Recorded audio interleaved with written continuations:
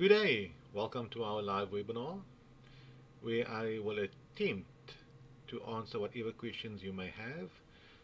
Today we are live, so if you are on Facebook and you are watching this video and you have a question to pose, feel free to leave a comment on the Advocate Muhammad Abduroaf Facebook page. And of course, please know that if you are watching this video later on this evening or sometime in the future, of course have a look at the date of this video. Unfortunately, we would not be able to respond to whatever comments you have. So if you are lucky and you're one of the lucky people to watch this video live, please feel free to pose whatever question you may have, and I shall try my best to respond and answer to that specific question. And let us begin today's topic. Something very interesting and something which I deal with on a regular basis. The rights of fathers and mothers, who have more rights? Difficult question to answer, because when a mother comes to my office, not all mothers, but now and again, should she come to my office, she would be of the opinion that fathers have more rights over minor children. And when the father comes to my office, he might be of the opinion that mothers have more rights. So it could be that continuous battle between people as to, when I have a problem, of course, the opposing side would most probably be a different gender. Of course, we're a different gender. And I would presume that because he or she got away with certain things, in my mind, in my opinion, I would assume that the law favors that specific party, and so on. And the opposite applies. So therefore, for today's video, I would like to unpack any fallacies or any stereotypes there may be regarding this specific question, the specific topic. And it happens quite often, and I would like to say it one more time. On many of my videos where I deal with fathers' rights and mothers' rights, there's always comments from the other side saying the law is unfair, they always favor this, they always favor the mothers. And then you'll get a comment on a different webinar, the law is unfair, they always favor the fathers, and it goes on and on. And let us try to demystify it. So the long and the short on the matter is there should not be any discrimination between who has more rights. Neither father, neither mother should have more rights over a minor child. The starting point is both parents have equal rights over the minor child. They're co-holders of parental rights and responsibilities. I'm dealing here with a normal scenario, a normal family, husband and wife, mom and dad, father is in the child's life, and so on. I'm not dealing here with a scenario where the father is missing or the mother is missing. One parent is missing, they come out of nowhere, out of the woodwork 10 years later and say, I'm the biological parent. I have just as much rights as you as a mother or the father, and I can do whatever I want to. I can have contact this weekend. Although I never saw the child for 10 years, I have 50% rights. I can have half school holidays. I'm not dealing with those scenarios. Those are the exceptional scenarios. And of course, the principle would be what would be in the minor child's best interest throughout this whole exercise. I'm dealing with a usual scenario where the child is born, the father is there, the mother is there. There is an impasse. There's a problem, a dispute.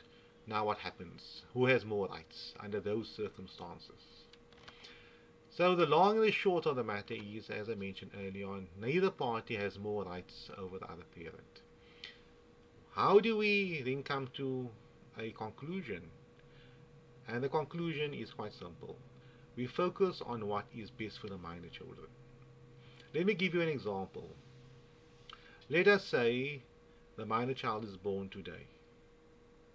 Of course, the father can't say, it's my minor child, I'm the 50% key holder of the minor child, or I have 50% parental rights and responsibilities. The child can be with the mother in the hospital theater for the first 2 days, and then with him at home for the next 2 days, and go back to the mother. It doesn't make logical sense. We focus on what's best for the child. Under these circumstances, it makes more logical sense, and in the child's best interest to be with the mother. And if the child is being breastfed, and the child needs to have that time with a caregiver, depending upon the child's age and so on, development, the child will have to be with the mother. So the father can't say, you know what, the law is totally unfair. The child was born yesterday, therefore, and everyone is saying the child should be with the mother. Why can I not have the child with me? Obviously, child's best interest, the child's health is at risk over here. The child must be with the mother. There is no preference here. It's just logic, and that's how the world works. Let's deal with another extreme example. Let's say the child is 17 years old, turning 18 soon, and grade 10, 11 or 12. Quite old.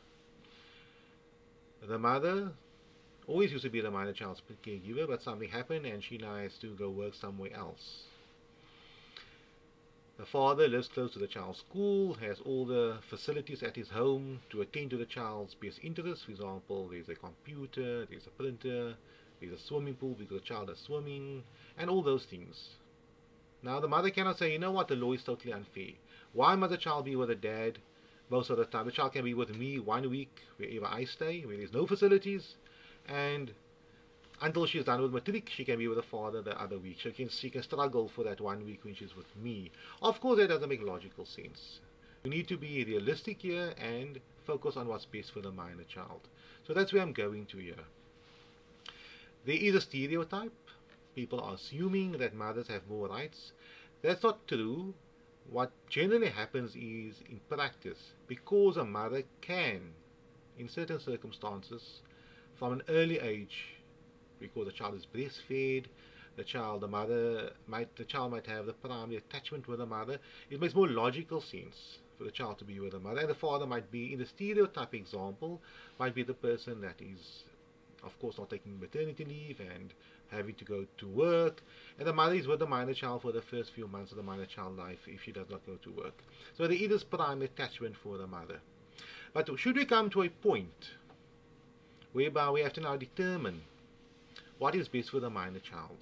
Should the minor child live with the mother, or should the minor child live with the father? Then we do not take gender into or give it too much weight. We consider it, but we do not give it the ultimate weight. What we do is, we look at the circumstances holistically, all the factors. The reason why the minor child would be better cared for by the mother, the reason why the minor child would be better cared for by the father. We look at the times of work of the mothers, or the mother and the father. We look at the facilities that can be provided by the various parents. We looked at the proximity to schools, to hospitals, and those things. All these factors we have to look at. And also we have to look at the aspect as to which parent can communicate well with a minor child, which parent has the temperament to have the patience with a minor child, to teach a minor child how to talk, how to walk. That's also very important. How to potty train and those things. Those are important things. We have to look at all these specific factors.